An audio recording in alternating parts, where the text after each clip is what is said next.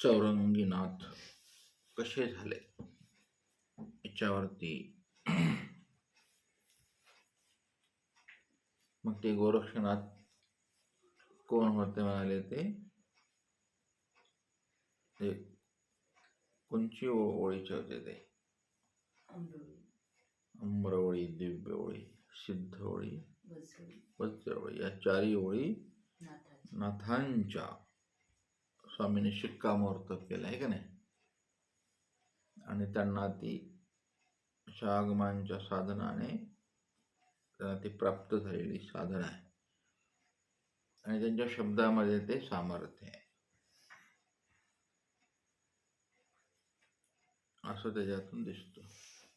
आणि मग मंत्र दिला आहे की नाही, गुरुमंत्र उपदेशला. पुढे ते चौरंगीनाथ म्हणून पूर्ण महाराष्ट्रात, उत्तर भारतात, उज्जैनला प्रसिद्ध झाले चौरंगीनाथ. आणि यांचे आद्य गुरु कोण आहेत नाथांचे? दत्तात्रय प्रभू, हे की नाही. ज्ञानेश्वरांचे गुरु कोण आहेत? निवृत्तीनाथ नाथ आहेत ते. निवृत्तीनाथांचे गुरु दत्तात्रय प्रभू. सगळ्या संप्रदायाचे गुरु दत्तात्रय प्रभू. ह्याचा कोण विचार करत बसला नाही की नाही. विचार कोणी केला का ह्याच्यापर्यंत? आतापर्यंत केलाच नाही. शंकराचार्यांचे गुरु झाला म्हणजे सगळे हिंदू धर्मियांचे गुरु दत्तात्रय प्रभू. नाथांचे ते, वारकऱ्यांचे ते, महानुभाव पंथाचे तेच आहेत ना आद्य गुरु. पुन्हा असे दत्त संप्रदायाचे तेच, अवधूत संप्रदायाचे तेच, असे अनेक संप्रदायांचे आद्य गुरु आहेत ते. त्यांनी हा चौरंगीनाथ निर्माण केला गोरक्षनाथाने. मग असे अनेक प्रश्न, अनेक विषय, अनेक चर्चा. मग ते झाड होतं, ते झाड भाग्याचं आहे की नाही. तिथे आसन देवाने केलं, संबंध दिला आणि ते निरोपण. हे का केलं निरोपण सर्वज्ञाने? चौरंगीची विद्या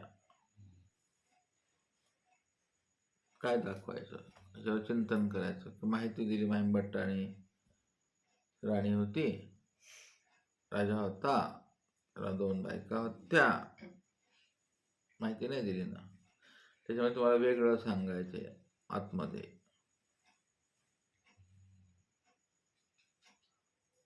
राजा कसा असावा, कसा असू नये, तर असा असू नये, मूर्ख आहे की नाही. काही न पाहत लगेच आपल्याच पोराचे हातपाय दिले तोडून, हे की नाही. त्याचे हातपाय का तुटले मग?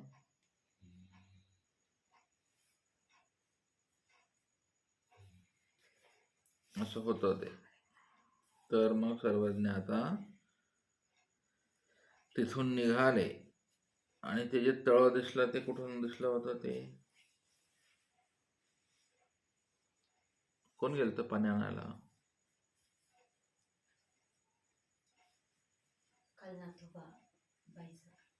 पाण्याला कोणाला पाठवलं स्वामींनी? सागळ घेऊन. सगळीकडे फिरले.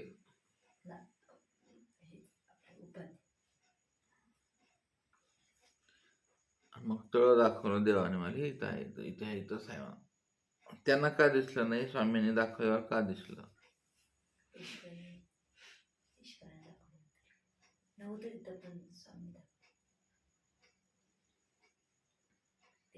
स्वामी काही करू शकतात. ते होतं ना, म्हणजे पहिलं सांगायचं. पहिले नव्हतं, ते फिरून आले ना ते असे गरगर. आणि उन्हाळ्यात जिथं पाणी असतं तिथं पालवी असते, हिरवगार असतो, थंडावा तिकडून येतो. यांना उपाध्यायांना तेवढं कळालं नाही. ते काय एका दिशेला गेले का? इथे काहीतरी वेगळा हेतू आहे देवाचा. असं तळकुडं निर्माण केलं होतं स्वामींनी. अक्षोभ्य उदक.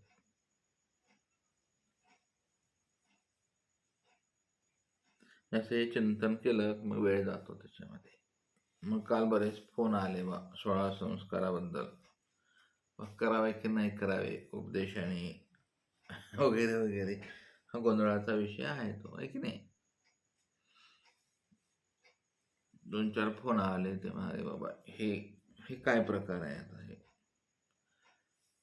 तर ते आपले न्यायतेपणे असं उघड सांगता येत नाही, की नाही. दोन्ही पक्ष उभा असतात. एक नको म्हणणारे असतात, एक हो म्हणणारे असतात. आणि सगळेच संत मंडळी समाज सुधारायला येतात, आहे का नाही, उपदेश देतात, आहे का नाही. म्हणजे आपण कुणाचा दोष म्हणून नाही. कुठलाही मार्ग चातुर्माशी आला तर ते काय करतात, म्हणजे गाव शोधणी करायला जातात बाबा त्यांच्या घरी. कशाला गेले बाबा घरी? तो देवाचं म्हणूनच गेले ना. त्यांना काय करायचं त्यांच्या सुखदुःखाचं, हा मोठा प्रश्न अनिर्णित आहे ना. त्यांना प्राप्त होणारे सुखाच्या वेळेलाही नाही आपण, आणि दुःखाच्या वेळेला तर अजिबातच नाही, हे काय. म्हणजे असे अनेक प्रश्न. त्याला ते सुतक पडतं, मग आपण त्याच्या दारावर गेलो तर ऐन घरातून पाणी आणतो. जन्मभर त्याचं चाललं, आहे की नाही, पण मेल्यावर चाललं नाही. असे अनेक प्रश्नाची उत्तरं अशी अनउत्तरित आहेत. त्याचा विचार हा असा एकत्र बसून नाही केला गेला. आणि सगळ्यांना शिबिरं घ्यायचे, हे की नाही, धर्मप्रचार करायचा आहे, उपदेशी वाढवायचे. हे पंक्ती कोणाच्या असतात? त्यांच्याच असतात ना, उपदेशी लोकांच्या, आहे ना. अशी गंमत आहे. म्हणून याच्यावर असं उत्तर नक्की काय देता येत नाही. दिलं तर मन दुखतं. एक पक्षी विरोधात उभाच राहतो कायमस्वरूपी. आणि सगळ्यांना समाजात यायचं, आहे की नाही. गर्दी करून घ्यायची, पवत्याला गाड्या बोलवायच्या. का बोलवलं मग त्या समाजाला?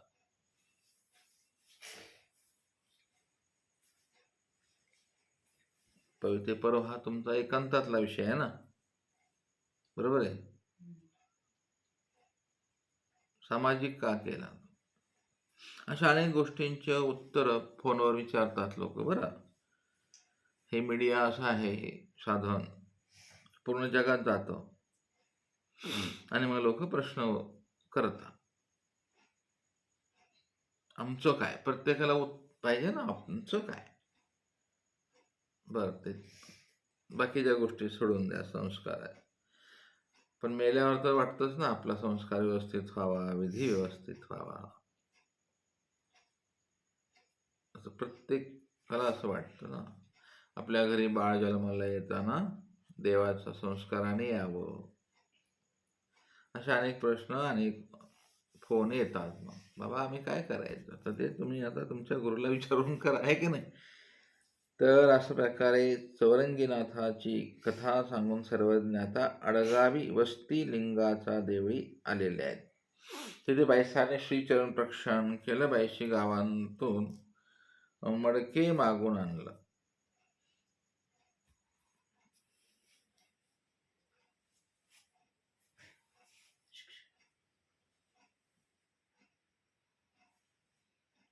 मडकं आणलं. मडकं कशाला आणतात? पाणी तापवायला. भांडं तर कोणी देणार नाही ना तुम्हाला. बाईसाहेब फोडणी कशात द्यायच्या भाजीला?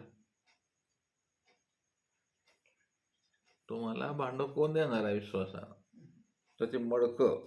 मग असं सगळ्या ठिकाणी बाईसा करतात. मग वाटतं कुठे कुठे असं सांगतात. असावी एक क्रम आहे बाईसांच्या जीवनामध्ये, की जाऊन मडकं आणावं कोणाच्या तर घरून. मग ते मार्जण्यालागी पाणी ठेवावं. मग मर्दना दिली गोसाव्यांना. मार्जने केले, पूजावसर केला विळचाचा. मग वेळी झाली. मग वेळीला काय करायचे स्वामी? वेळी कशाची करायचे? आपल्यासारखं आगडम बगडम नाही. ती पद्धत अशी गोडा झाला, वेळा झाला, तेच वस्ती झाली. मग मार्गी उपासनीया स्थिती. मग ते काल उपासने पाठवले होते ते सुखिनिया राहिले. तो मागीला कडोनी उपाध्ये गेले. त्यांना भेटायला पाठवलेलं आहे स्वामींनी. उपाध्या भेटी झाली. उपासने पुसले की जात असा. कुठे चालले? उपाध्ये म्हणितले माते गोसावी पुढा पाठवले. हो का? मग दोघे देवळी निजायले. देवळ भाग्याचं असं आहे की नाही? हे दोघं झोपले ना त्या आश्रयाला, आहे की नाही? कसं भाग्यवान असत तो. देवाजवळ झोपायचं. तो कोण? पायदेव. पायदेव बी झोपायचा ना. चांगदेव. आणि कोण झोपायचं देवाजवळ? धनुबाई झोपत असेल ना, है ना? सारंग पंडिताची मांडीवर तर बसत असल. आली की पटकन बसायची समोर सारखी, नाही? कशी भाग्य असतात ना. कावळ्या कावळ्या एक नाकू एक कान एक डोळा की कावळ्या कावळा कान की डोळा. एक का दोन? कावळ्या डोळे किती असतात? कावळ्याला नाकू किती असतात? सांग बरं म्हणाले धानुबाई. स्वामी रमायचे आहे ना कुठे बी. कसं व्यक्तिमत्व अवतरत्व आहे. छान. असं कुठंतरी रमायला पाहिजे माणसं. आता हे उपाध्ये आणि ते दोघं एका मंदिरात झोपले. त्यांनी मंदिर बांधलं ते धन्य झाला असं तो पित्रोदेश, आहे की नाही? मग तर ते मग दोघे देवळी झोपल्यानंतर उदयाची उपासने स्थिती तो म्हणू लागले. झोपेत स्थिती संचारली स्वामींनी. कुठून संचारली? आडगावच्या मंदिरातून, असं त्या स्थानातून. ते म्हणतात चला गोसाव्यापाशी जाऊ. उपाध्ये म्हणितले तुम्ही परमेश्वरपुरा जात होते की? तुम्ही परमेश्वरपूरला चालले ना. मग उपासने उगायची. मग इकडे उदयाचा पूजावसर झाला आणि तिथून आडगावून विजय केले. इकडे रस्त्यामध्ये मार्गी उपाध्ये उपासनीय सावमे आले. भेटी झाली. गोसाव्या ते देखील आणि उपासना स्थिती झाली. अशी पाहून स्थिती झाली देवाला. मग काय होतंय ते सांगतात. मग त्याने वस्त्रे सांडिले. मुख्य पहिलं काम अंगावरची. आणि मग गोसाव्या पुढायशे धनुक्षाकृती उभे राहिले. हा भरतनाट्यम मधला प्रकार आहे. धनुक्षाकृती म्हणजे कसं?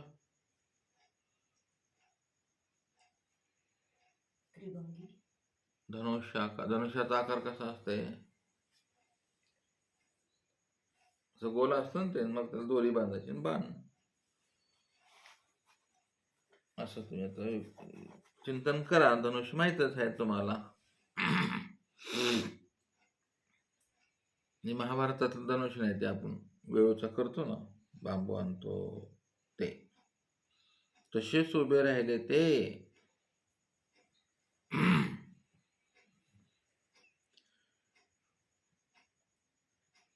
भक्तिजने माहितले हे काय रस्त्यातच उभं राहिले तसे.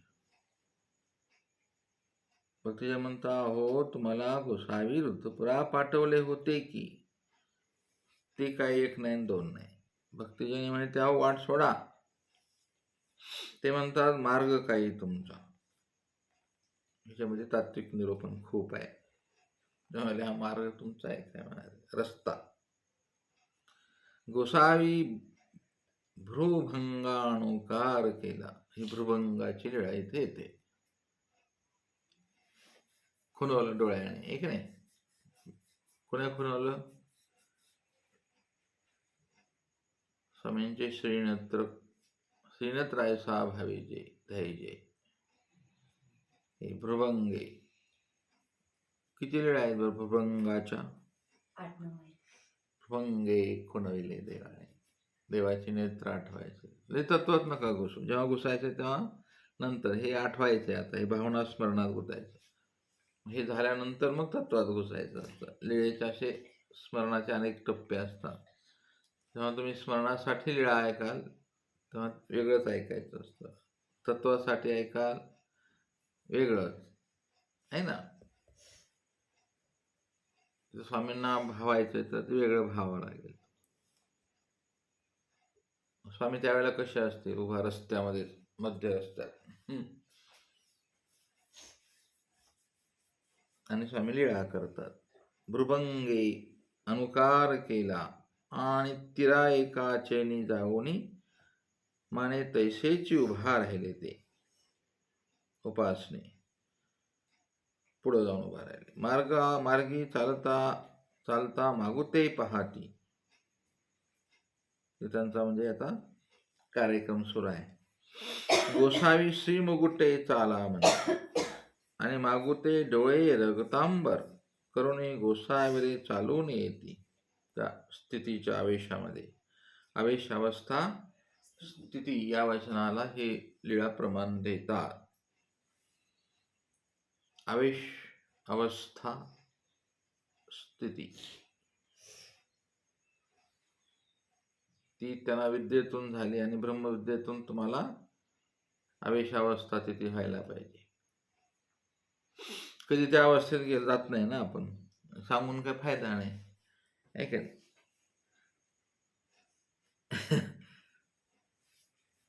ब्रह्मविद्येत सगळ्या विद्या आहेत ना, मग तुम्हाला ही का अवस्था येत नाही अशी आवेश अवस्था असते ती. नातोबासाना यायची आहे ना.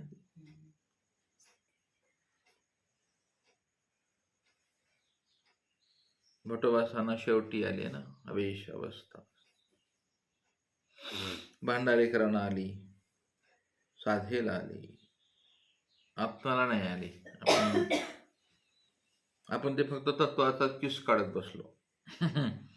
तत्वाचा किस कुठेही काढायचा नसतो, आपल्या कामासाठी काढायचा असतो. तर ते आता इथं पुन्हा स्वामींकडे रक्तांबर डोळे करून ते धनुष्यकृती होऊन स्वामींकडेच उड्या मारत द्यायचे आणि गुलटी घेतली. पटकन जवळून उभा राहायची. धनुष्याकार उभे राहते आणि गोसावी श्री मुगुटे निराकरते. तावतावा यायचे ते. स्वामी म्हणायचे, नाय बच्चू नाय, चल जाय म्हणाले. टणकन उडी मारून त्याच्याकडं पुन्हा तो असा धनुष्याकृती पलटी उडी मारून पुन्हा 2-3 उड्या मारून तिकडं जायचं ते.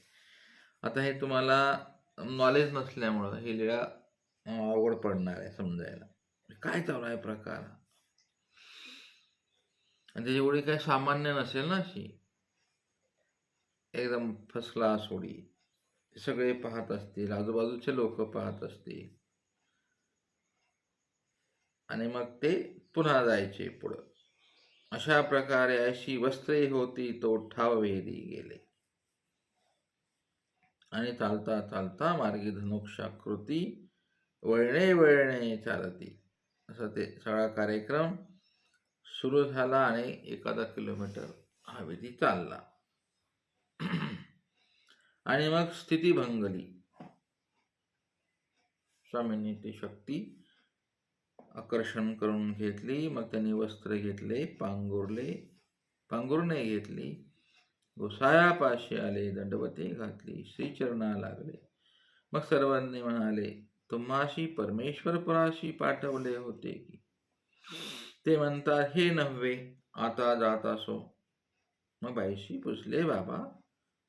आता बायसांच्या मुखात एक खूप मोठा शब्द आहे, ही काय शांभवीची विद्या. म्हणजे बायसांना ज्ञान होतं. बायसा आपण म्हणतो ना अज्ञानी, तसं काही नाही बरं. शांभवीची विद्या म्हणजे बायसांना सगळं माहित आहे की नाही. हे शांभवीची विद्या. अन्नव शाक्ते शंभू. शांभव. कुठलं वचन आहे बरे? अन्नव शाक्ते शांभव. शंकरी ब्रह्म्याची, शंभवी महादेवाची, शुद्ध विष्णूची. वेदवंती. शांभवी महादेवाची. त्या रावणाला कोणाच्या विद्या होत्या? तर महादेव महादेवाच्या सगळ्या विद्या होत्या. प्रसन्न. शांभवी महादेव. 9 शिर कापलं, 10वं कापावा तो महादेव प्रसन्न झाला आहे ना. शांभवीची विद्या. हिंजा कोळी बैल गवळ्याला कोणाची होती? स्वतःच महादेव. महादेवच होता तो मित्र होता.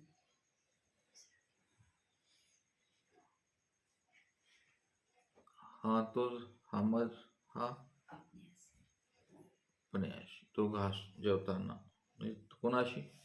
प्रवेश पार्वती होती. महादेव कुठं आहे? रूप बदलून आला होता ना ते.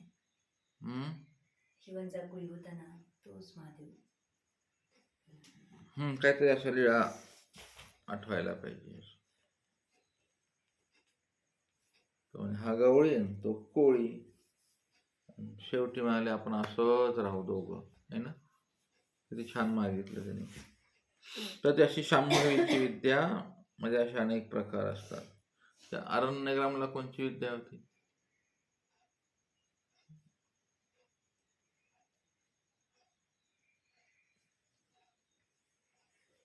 जेतोनी होय.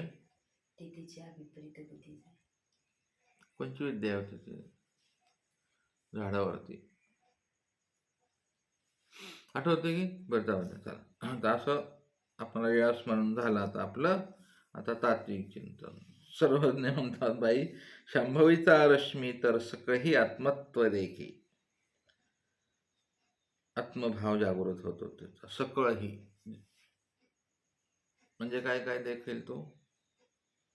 सकळही आत्मत्व देखील. शांभवीचा रश्मी म्हणजे ज्याला विद्या होईल तो सकळही आत्मत्व देखील.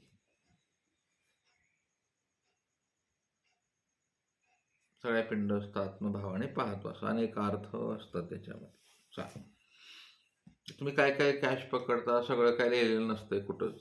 हे तुम्हाला गुरुमुखे शब्द सांगून माइंडमध्ये ठीक पॅक करावं लागतं की सकळ ही काय.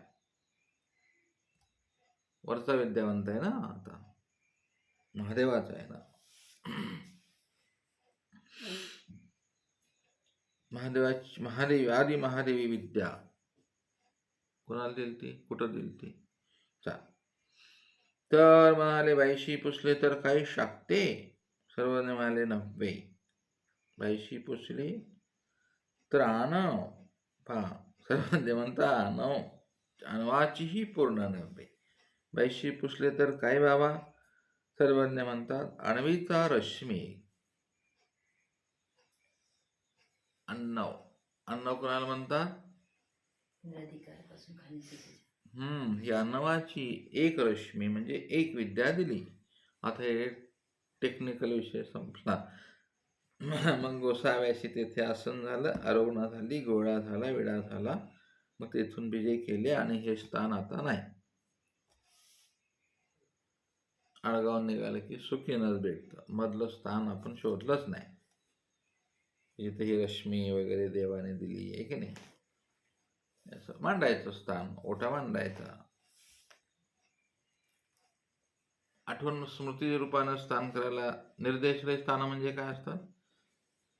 तिथं होतं पण गाळा झालं. तसं इथं होतं पण गाळ झालं. मांडायचा त्यात टाकायचा विशेष. एक स्मरण तर घडेल ना जाताना येताना लोकांना. मग आता हे एक नवीन निर्मिती करण्याची गरज आहे का नाही. 1650 बरोबर करून दाखवायची. स्मृती रूप स्थान मांडायचं. सांगितलं ना त्याने ते गोळा झाला. रुग्ण झाला. तसं आपल्या शेंदूर नेऊन चांगदेवला जाताना बरेच स्थान आहेत. जामनेरच्या अलीकडे स्थान आहे. टाकळीला हाय चरित्रात उरले. त्याचं नसेल तर करून घ्या ना. इकडं तिकडं आश्रम बांधण्यापेक्षा स्मृतिरूप हे स्थान बांधा. ते स्मरण तर घडेल ना. हा बी एक विषय मोकळाच आहे पंथामध्ये. नवीन साधूंनी आपला आपला आश्रम मठ बांधताना या मार्गाने बांधावा आहे की नाही.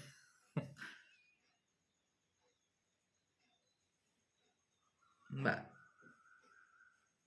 स्मरण करायचं अदृष्टाचं. तुम्ही त्या लेवलला गेल्यावर दाखवत होईल ना, स्वामी इथं आहे माझ्या ह्या एरियात बसलोच होतो मी. घ्यायची 10 गुंठे जागा, इकडं तिकडं बांधण्यापेक्षा बरं आहे ना ते, आहे की नाही. नागदेवाचार्य स्मृती भवन आम्ही बी केलता तो प्रपंचाला. अच्छा, आचार्यांचं गाव कोणचं? पुरी पांढरीला. गावकरी खूप चांगले आहेत. 4 एकर जागा दिली तिथे. गेलं ते स्मृती भवन ना, ते विद्यापीठात गेलं ते स्मृती भवन. सर्वज्ञ विद्यापीठाकडे पैसा वर्ग झाला. ते जागा खालीच आहे ना, नागदेवाचार्य स्मृती भवन. कालिदासांचं स्मृती भवन होऊ शकतं ना नागपूरला, आहे ना. आपल्या आचार्यांचं का नसावं, काय प्रॉब्लेम आहे तुम्हाला? दुसरीकडे मोठे मोठे मोठे बांधण्यापेक्षा ते बरं आहे की, आहे की नाही.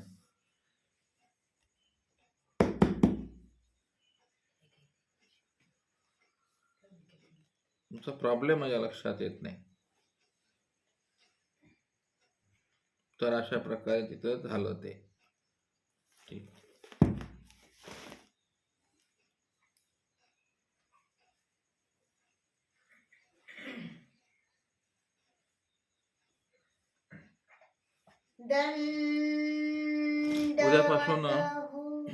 उद्यापासून पोथी बंद आहे.